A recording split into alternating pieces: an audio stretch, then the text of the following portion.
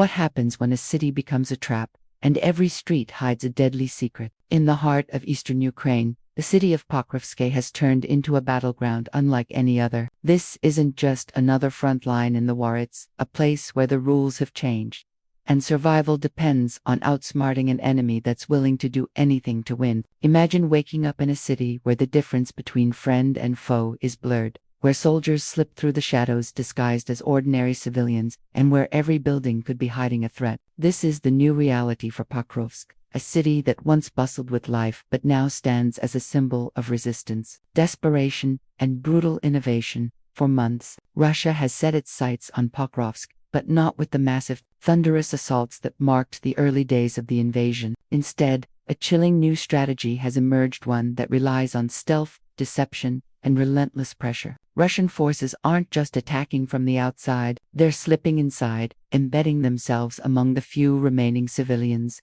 and turning the city's own streets into a maze of danger. It's a tactic that's as old as war itself, but with a modern, ruthless twist. The goal isn't just to capture territory, it's to break the will of the defenders, to sow confusion, and to make every moment a test of nerves. But Pokrovsk isn't surrendering quietly. Ukrainian forces have responded with a level of determination and ferocity that's caught the world's attention. Every day, new stories emerge of daring raids, high-stakes hunts, and close-quarters battles that play out in the ruins of what was once a thriving community. The city has become a proving ground for new tactics and technologies, where drones buzz overhead and elite units move through the shadows, hunting for infiltrators who thought they could hide. The stakes couldn't be higher, not just for the soldiers on the ground, but for the future of the entire region. As the world watches, the battle for Pokrovsk is rewriting the rules of urban warfare. It's a story of deception and defiance, of hidden dangers and unexpected heroes. And as the fighting intensifies, one question hangs over everything. In a city where every corner could be a trap, who will outlast the other, and at what cost? Russia's approach to Pokrovsk is nothing like the thunderous tank-led assaults that once defined the early months of the invasion. Instead, a new and unsettling strategy has taken center stage, one that military analysts have started calling Masquerade warfare. This isn't about overwhelming force or dramatic advances, it's about slipping through the cracks, exploiting confusion, and turning the city's own streets into a chessboard where every move is a gamble. The Russian command has made a calculated decision: avoid the kind of brutal, block-by-block urban combat that chews up entire battalions, and instead try to encircle Pokrovsk, squeezing it from all sides until the defenders are trapped with nowhere to run. But the real twist comes from what's happening inside the city itself. Instead of launching massive attacks, Russia is sending in small, highly trained teams, sometimes just 2 or 3 soldiers at a time, tasked with infiltrating Pokrovsk under the cover of darkness or dense fog. These aren't ordinary troops. They're infiltrators, handpicked for their ability to blend in, move quietly, and strike without warning. Once inside, their orders are simple: cause as much chaos as possible. They target Ukrainian vehicles, hunt down drone operators, and sabotage defensive positions, all while trying to avoid detection. What makes this strategy especially dangerous is the way these infiltrators operate once they're behind enemy lines. Reports suggest that, after sneaking into Pokrovsk, many of these Russian soldiers discard their uniforms and military gear, choosing instead to pose as civilians. This tactic, known as perfidy, is considered a serious violation of international law, war crime. In fact, but for the Russian command, the potential rewards seem to outweigh the risks. By blurring the line between soldier and civilian, they force Ukrainian defenders into impossible situations. Every encounter becomes a deadly guessing game. Is that person in the street a harmless resident, or a hidden threat waiting to strike? The psychological impact of this masquerade warfare is enormous. Ukrainian troops are forced to question every face they see, every movement in the shadows. The fear of accidentally targeting civilians weighs heavily on their minds, while the risk of being ambushed by disguised enemies is ever present. In some cases, these infiltrators have managed to get the drop on Ukrainian soldiers, launching surprise attacks that leave chaos in their wake. In others, the mere presence of disguised Russians has sown distrust and confusion, making it harder for defenders to coordinate and respond. But the consequences go even deeper. By using these tactics, Russia isn't just trying to win a battle, they're trying to break the spirit of Pokrovsk's defenders. The message is clear: nowhere is safe, and no one can be trusted. For Vladimir Putin and his generals, it doesn't matter if the casualties are soldiers or civilians. The goal is to destabilize, to terrorize, and to make the city ungovernable from within. And as the fog of war thickens over the true cost of this masquerade is only beginning to reveal itself. Yet, as we'll see, Ukraine isn't about to let these infiltrators turn their city into a playground for deception. The response from Ukrainian forces is as relentless as it is ruthless, and it's changing the course of the battle in ways no one could have predicted. Ukraine's answer to Russia's shadowy infiltration has been nothing short of ruthless. As soon as reports surfaced of Russian soldiers slipping into Pokrovsk, Ukrainian commanders knew they couldn't afford to play defense. Instead, they launched a campaign that's as direct as it is brutal: search and destroy. The mission is clear: find every infiltrator hiding among the ruins and eliminate them before they can do any real damage. There's no room for hesitation, no time for second guessing. In a city where the enemy could be lurking behind any door, the only way to survive is to strike first and strike hard.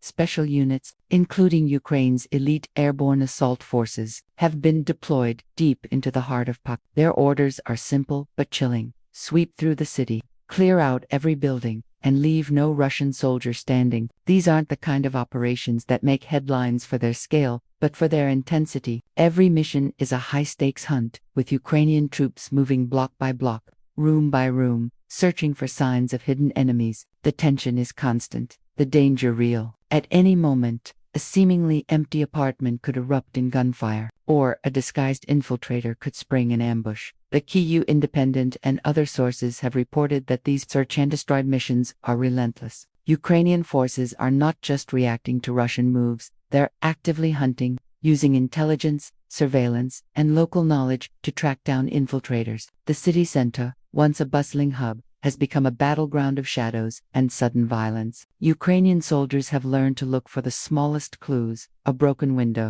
a hastily abandoned meal, a flicker of movement behind a curtain. Every detail could mean the difference between life and death. What's remarkable is how quickly Ukraine has adapted to this new kind of warfare. Gone are the days when drones alone could keep the enemy at bay. Now, it's about close-quarters combat, about being faster and smarter than the infiltrators who thought they could hide. The airborne assault forces have described ongoing gun battles in the city center, with Ukrainian positions holding firm despite constant pressure. These elite units are working in tight coordination with other regiments, forming a web of defense that's as flexible as it is deadly, and the results are starting to show. In just a matter of days, Ukrainian assault groups have managed to clear key areas of Pokrovsk, including the railway station, the pedagogical school, and the city's main square. Each successful mission not only removes a threat, but also sends a message: Pokrovsk is not an easy target. For every Russian infiltrator taken down, Ukraine makes it that much harder for new ones to slip in and regroup. The city is being transformed from a potential staging ground for Russian attacks into a deadly trap for anyone who tries to hide within its walls. But this campaign isn't just about immediate survival. There's a deeper strategy at play. By rooting out infiltrators now, Ukraine is building barriers against future assaults. Every Russian soldier eliminated inside Pokrovsk is one less enemy who can help launch a coordinated attack from within. It's a war of attrition, fought in the shadows, where every victory, no matter how small, shifts the balance. And as the search and destroy missions continue, it's becoming clear that Ukraine's determination is turning the tide, one hunted infiltrator at a time. Yet, even as Ukrainian forces rack up successes, the battle is far from over. The next phase of this fight will push both sides to their limits. As technology and raw determination collide in the ruins of Pokrovsk, the question now is whether Ukraine's relentless response can keep pace with Russia's evolving tactics, or if the city will become the stage for an even deadlier confrontation. In the battle for Pokrovsk, technology has become both a shield and a sword. While Russian infiltrators try to blend into the city's shattered landscape, Ukraine has turned to a new generation of tools to hunt them down. These aren't just the familiar buzzing machines that have become a symbol of modern warfare. They are the eyes, ears, and sometimes even the fists of Ukraine's defenders. In a city where every alley could hide an enemy, drones have become the difference between life and death.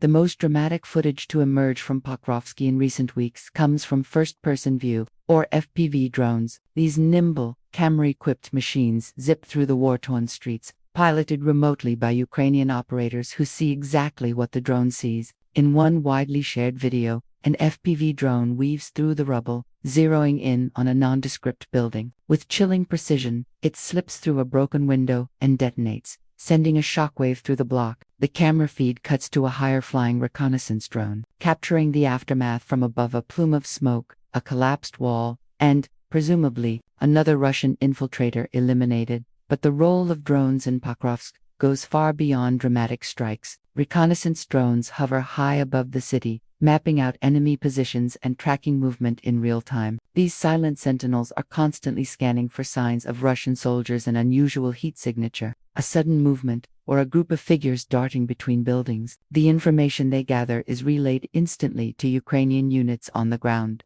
allowing for rapid, coordinated responses. In a city where the enemy could be hiding anywhere, this kind of intelligence is priceless. Drones have also become a psychological weapon. Russian infiltrators know that at any moment, their hiding place could be discovered by a machine they can't see or hear. The constant threat of being watched from above has forced them to move more cautiously, slowing their operations and making it harder to coordinate attacks. For Ukrainian defenders, drones offer a sense of control in an environment that would otherwise be defined by uncertainty and fear. The technology isn't limited to the skies. On the ground, Ukraine has begun deploying small, remote-controlled robots to deliver supplies, evacuate wounded soldiers, and even carry out attacks. These land-based drones are nimble enough to navigate the city's narrow streets and rubble-strewn alleys, slipping past Russian positions that would be too dangerous for human soldiers to approach. In some cases, they're equipped with turrets or explosives, turning them into mobile weapons platforms that can strike without warning. What's remarkable is how quickly Ukraine has adapted and innovated. Every week brings new reports of modified drones, improved targeting systems,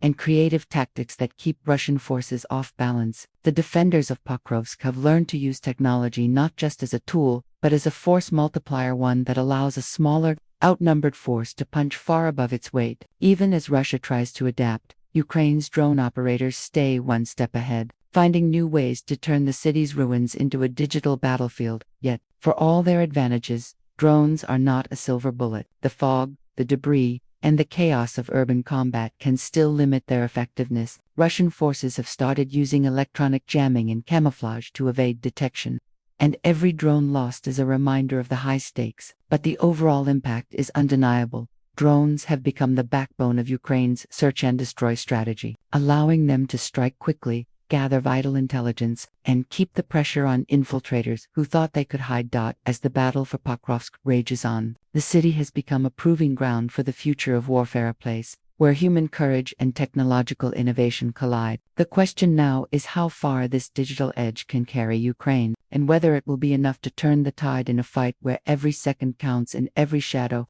could hide an enemy.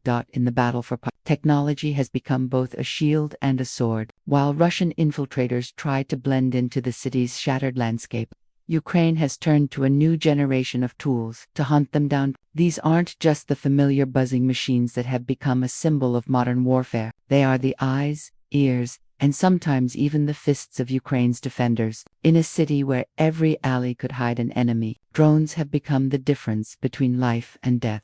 The most dramatic footage to emerge from Pokrovsk in recent weeks comes from first-person view, or FPV drones. These nimble, camera-equipped machines zip through the war-torn streets, piloted remotely by Ukrainian operators who see exactly what the drone sees. In one widely shared video, an FPV drone weaves through the rubble, zeroing in on a nondescript building. With chilling precision, it slips through a broken window and detonates, sending a shockwave through the block. The camera feed cuts to a higher-flying reconnaissance drone, capturing the aftermath from above: a plume of smoke, a collapsed wall, and, presumably, another Russian infiltrator eliminated. But the role of drones in Pokrovsk goes far beyond dramatic strikes. Reconnaissance drones hover high above the city, mapping out enemy positions and tracking movement in real time. These silent sentinels are constantly scanning for signs of Russian soldiers: an unusual heat signature, a sudden movement, or a group of figures darting between buildings. The information they gather is relayed instantly to Ukrainian units on the ground,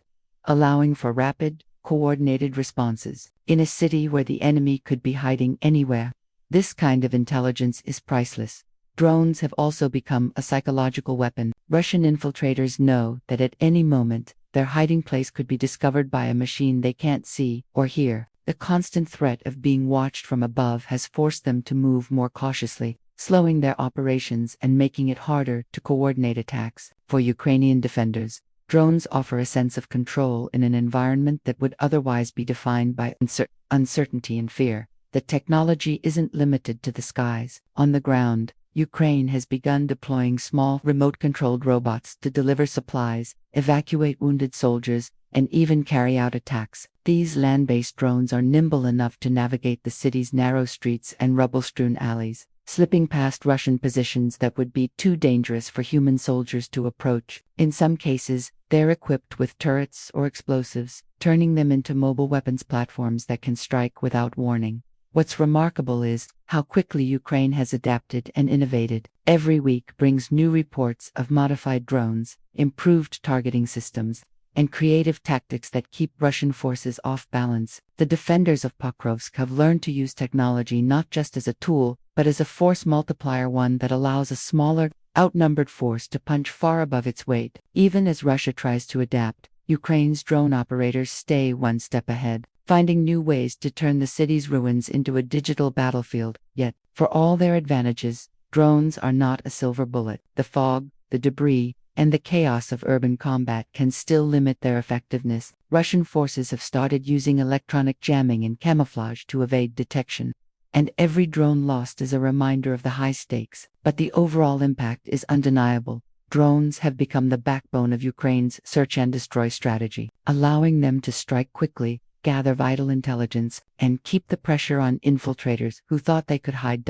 As the battle for Pokrovsk rages on, the city has become a proving ground for the future of warfare, a place where human courage and technological innovation collide. The question now is how far this digital edge can carry Ukraine, and whether it will be enough to turn the tide in a fight where every second counts and every shadow could hide an enemy. The battle for Pokrovsk isn't just a clash of tactics or technology, it's a relentless numbers game, where every casualty, every wounded soldier, and every lost piece of equipment shifts the balance of power. For Russia, the infiltration strategy was supposed to be a shortcut to victory, a way to bypass the grinding, high-casualty assaults that had cost them so dearly in the past. But as the weeks have dragged on, the numbers tell a very different story, one of mounting losses and a strategy that's backfiring in real time. Inside Pokrovsk, the statistics are staggering. Since the beginning of November alone, Ukrainian forces have reportedly killed nearly 400 Russian soldiers within the city's limits. Another 87 have been wounded, pushing the total number of Russian casualties in central Pokrovsk to well over 450, for a city that rarely sees more than a few hundred Russian infiltrators at any given time. These losses are catastrophic. The math is simple and brutal. For every Russian soldier who manages to sneak into Pokrovsk, the odds of survival are slim. Most are hunted down before they can regroup or cause significant damage. And those who do survive are often left isolated, cut off from reinforcements and support. This relentless attrition is more than just a tally of battlesits, a direct blow to Russia's larger plan. The original idea was to slip enough soldiers into the city to form a critical mass, a hidden force that could launch a devastating attack from within, while the main Russian army pressed in from all sides. But with each infiltrator eliminated, that plan slips further out of reach. Instead of building up strength inside, Russia finds itself in a constant cycle of loss and replacement, sending in new teams only to see them wiped out by Ukraine's search and destroy missions. For Ukraine, this numbers game is a grim but necessary strategy. Every Russian casualty inside the city is a small victory, a barrier that makes it harder for the next wave of infiltrators to succeed. The defenders know that they can't match Russia's manpower head-to-head, but by forcing the enemy to pay a high price for every inch of ground, they're buying time and wearing down the invaders' resolve. It's a war of attrition, fought not just with bullets and drones, but with patience and determination. The psychological impact of these losses is also significant. Russian commanders are forced to explain why so many of their best-trained soldiers are disappearing in the ruins of Pokrovsk, while the troops themselves face the constant threat of being discovered and eliminated. Morale suffers, and the sense of invincibility that once accompanied Russian advances has been replaced by caution and fear. For the Ukrainian side, Each successful operation is a boost, a reminder that even against overwhelming odds, they can still inflict real damage and disrupt the enemy's plans.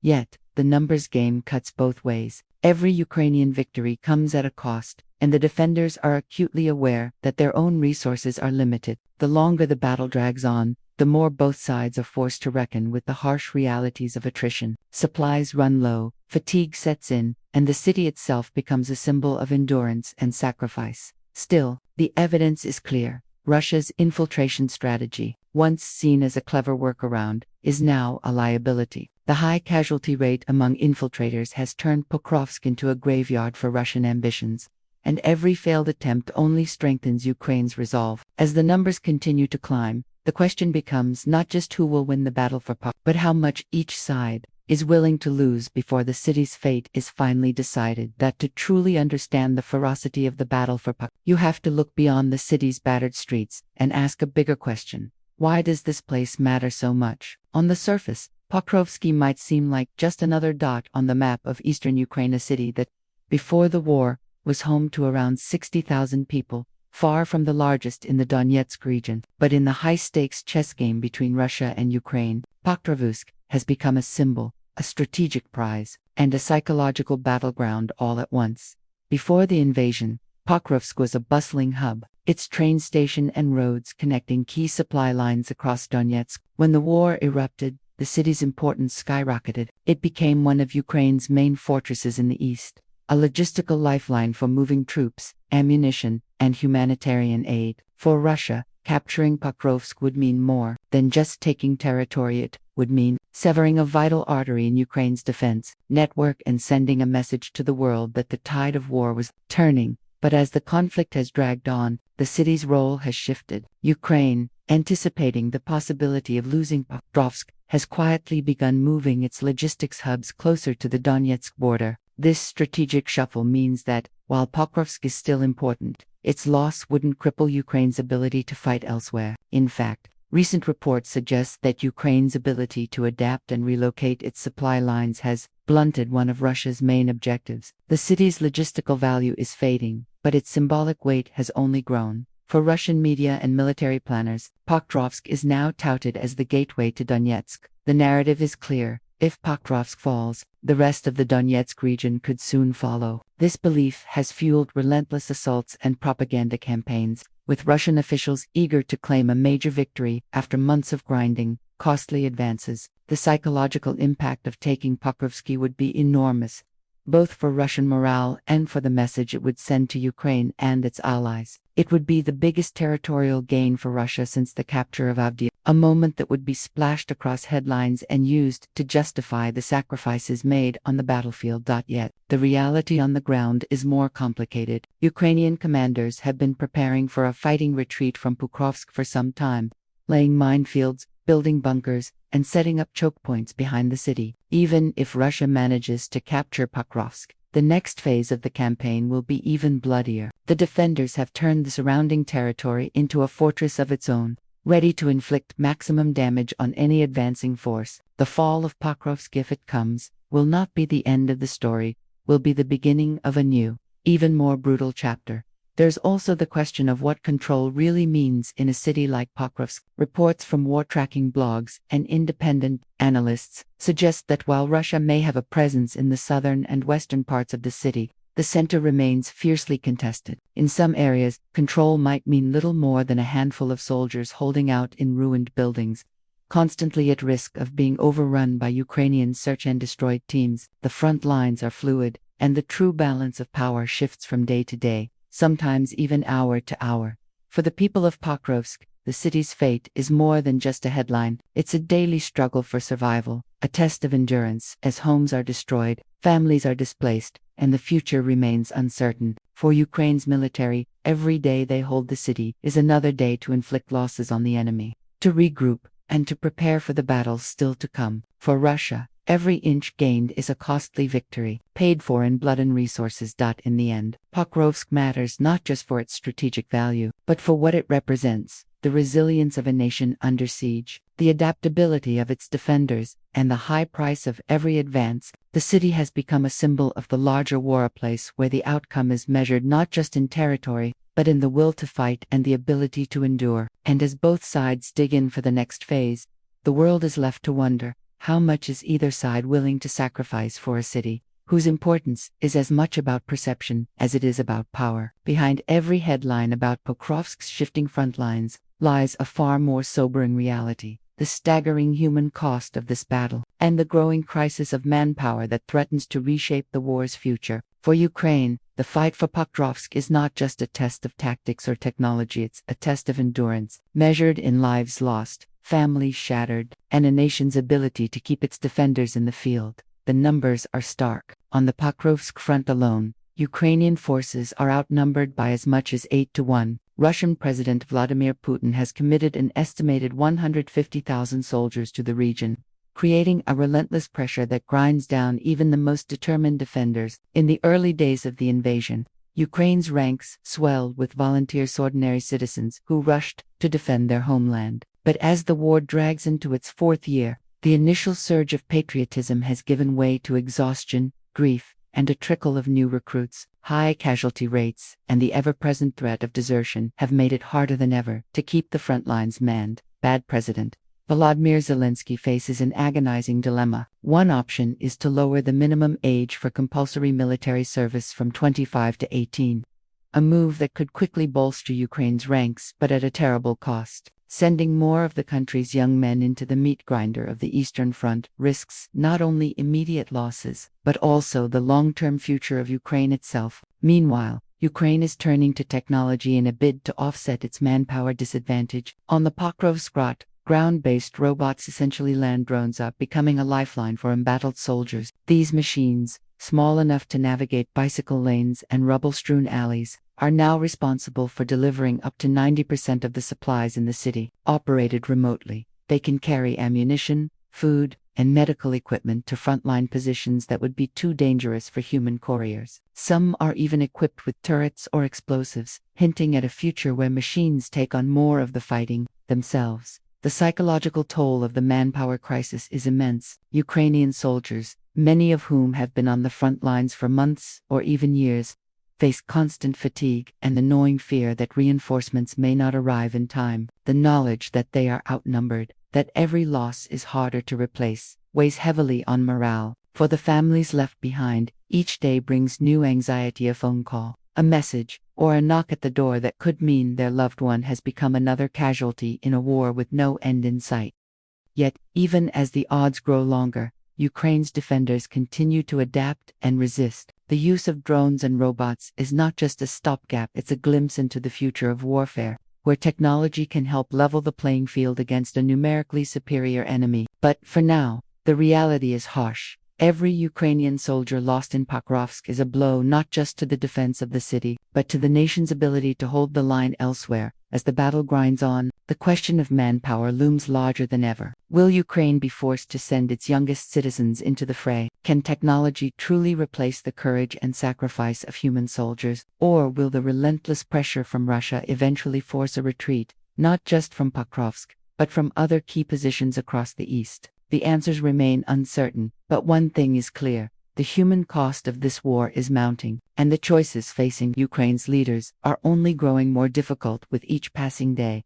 As the battle for Pokrovsk rages on, the future of the city, on perhaps the entire region, hangs in the balance. The situation on the ground is anything but static. Every day brings new reports of shifting front lines, sudden breakthroughs, and unexpected setbacks. For both Ukraine and Russia, the next moves in this deadly chess match could determine not just the fate of Pokrovsk, but the trajectory of the war itself. Right now, the center of Pokrovsk remains under Ukrainian control, but the pressure is mounting from all sides. Russian forces continue to probe the city's defenses, using a mix of infiltration, encirclement, and relentless artillery barrages. The outskirts of the city have become a patchwork of contested neighborhoods, with some areas falling under Russian control while others remain fiercely defended by Ukrainian units. The front lines are fluid, and the true extent of each side's gains is often obscured by the fog of war and the propaganda that accompanies every major development. For Ukraine, the immediate priority is clear: hold the city center for as long as possible, inflict maximum casualties on Russian forces, and keep the escape routes open for a potential withdrawal. The brutal search and destroy operations that have defined the defense of Pokrovsk are likely to continue, expanding into new areas as Russian troops attempt to consolidate their foothold in the south and west. Every Russian soldier eliminated inside the city is a small victory, buying precious time and making it harder for the enemy to launch a coordinated assault from within. But the challenges are mounting, supplies are running low, and the manpower crisis is becoming more acute with each passing week. Ukrainian commanders know that they cannot hold Pokrovsk indefinitely, especially as Russian reinforcements continue to pour into the region. The question is not if a withdrawal will be necessary, but when and under what conditions. A well-timed retreat could preserve Ukraine's remaining forces for future battles, while a chaotic or delayed withdrawal could result in devastating losses. On the Russian side, the stakes are equally high. Every day that Pokrovsk remains in Ukrainian hands is a blow to Russian morale and a setback for the narrative of inevitable victory. The Kremlin is eager for a decisive win, something to showcase to the Russian public and to justify the enormous cost in lives and resources. Yet, the slow pace of the advance and the heavy casualties suffered by Russian infiltrators have raised questions about the effectiveness of the current strategy. If the battle drags on into the harsh winter months, the difficulties will only multiply, with both sides facing the added challenges of freezing temperatures, dwindling supplies, and exhausted troops. Speculation about the future is rampant. Some analysts believe that Ukraine's innovative use of drones and ground-based robots could continue to offset Russia's numerical advantage, allowing the defenders to hold out longer than expected. Others warn that the sheer weight of Russian manpower and firepower will eventually overwhelm the city's defenders, forcing a retreat and opening the door to further advances in Donetsk. There are even rumors, unconfirmed but persistent, that Ukraine is preparing a series of counterattacks designed to disrupt Russian supply lines and slow the advance, buying more time for reinforcements to arrive. What is certain is that the battle for Pokrovsk is far from over. The city has become a symbol of resistance and sacrifice, a place where every street and building tells a story of courage and loss. As both sides dig in for the next phase, the world watches with bated breath, knowing that the outcome here could shape the course of the war for months, or even years, to come. In the end, the future of Pokrovsk remains uncertain. Will it become the site of a dramatic Ukrainian stand, remembered for generations as a turning point in the conflict, or will it fall, joining the long list of cities scarred by war and occupation? For now, all anyone can do is wait, watch, and wonder what the next chapter in this brutal struggle will bring. The battle for Pokrovsk is more than a clash of armies. It's a brutal lesson in the true cost of war. As the dust settles each day over the city's shattered streets, the world is left to reckon with the staggering price both sides have paid for every block, every building, every inch of ground. For Russia, the campaign has become a relentless grind, a test of endurance that has already consumed thousands of lives and vast resources. For Ukraine, Pokrovsk stands as a symbol of resistance, ingenuity, and sacrifice. The city transformed into a crucible where the nation's will to survive is tested again and again. What's most striking is how the fight for Pokrovsk has rewritten the rules of modern warfare. Gone are the days of clear front lines and predictable battles. Instead, the city has become a labyrinth of shifting allegiances, hidden dangers, and constant uncertainty. Russian infiltrators, once seen as a clever tactical innovation, have found themselves hunted and isolated, their numbers dwindling with each passing week. Ukraine's defenders, outnumbered and often outgunned, have turned to technology, creativity, and sheer determination to level the playing field. Drones buzz overhead, robots scuttle through the rubble, and every soldier knows that survival depends on adapting faster than the enemy. Yet, for all the innovation and courage on display, the human cost remains staggering. Each casualty is a son, a brother, a friend, someone whose absence will be felt long after the last shot is fired. The city itself, once a vibrant hub of life and commerce, now bears the scars of relentless bombardment and close-quarters combat. Homes have been reduced to ruins, families have been scattered, and the future of Pokrovsk hangs in the balance. For the civilians who remain, every day is a struggle to endure, to find hope amid the devastation, and to believe that peace might one day return. The question that now haunts both sides is simple but profound. Is the price of Pokrovsk worth it? For Russia, the symbolic value of capturing the city may be immense, but the cost in blood and treasure has been staggering. Each new assault brings diminishing returns, and the specter of a Pyrrhic victory looms large. For Ukraine, every day the city holds is a testament to resilience, but also a reminder of the limits of endurance. The defenders know that they cannot hold out forever, and that every victory comes at a heartbreaking cost. As winter approaches and the battle enters a new phase, the world is left to wonder what the ultimate outcome will be. Will Pokrovsk become a rallying cry for Ukrainian resistance, a story of defiance that inspires future generations, or will it stand as a grim warning of the devastation that comes when war consumes a city and its people? The answer remains uncertain, but one thing is clear: the fight for Pokrovsk has already changed the course of the war, and its legacy will be felt long after the guns fall silent. In the end, Pokrovsk may fall, or it may endure, but the true measure of this battle will not be found in maps or headlines, but in the lives forever altered by its violence. As both sides count their losses and weigh their next moves, the world is reminded that every war, no matter how distant, is paid for in human suffering. The story of Pokrovsk is still being written, and its final chapter will echo far beyond the city's ruined streets. If you've found this deep dive into the battle for Pokrovsk eye-opening, consider what it means for the future of warfare, for the resilience of nations under siege, and for the countless lives caught in the crossfire. For more updates and in-depth analysis on the evolving situation, make sure to subscribe and stay tuned, because the story of Pokrovsk and the lessons it holds are far from over.